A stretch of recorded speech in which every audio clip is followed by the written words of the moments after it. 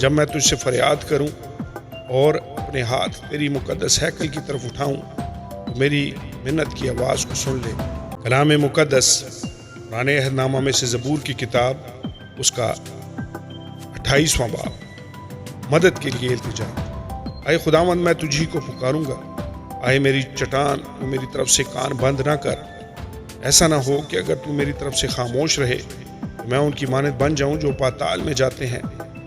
جب میں تجھ سے فریاد کروں اور اپنے ہاتھ تیری مقدس ہیکل کی طرف اٹھاؤں تو میری منت کی آواز کو سن لے۔ مجھے ان شریروں اور بد کرداروں کے ساتھ گھسیٹ نہ لے جا جو اپنے ہمسایوں سے صلح کی باتیں کرتے ہیں مگر ان کے دلوں میں بدی ہے۔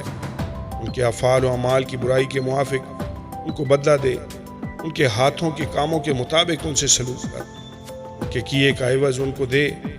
خداوند کے کاموں اور اس کی دستکاری پر دھیان نہیں کرتے، اس لیے وہ ان کو گرا دے گا اور پھر نہیں اٹھائے گا۔ خداوند مبارک ہو، اس لیے کہ اس نے میری منت کی آواز سن لی۔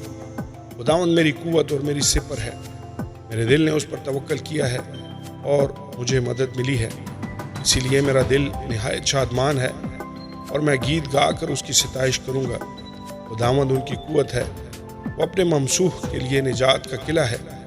اپنی امت کو بچا اور اپنی میراث کو برکت دے، ان کی پاسبانی کر اور ان کو ہمیشہ تک سنبھالے رہ۔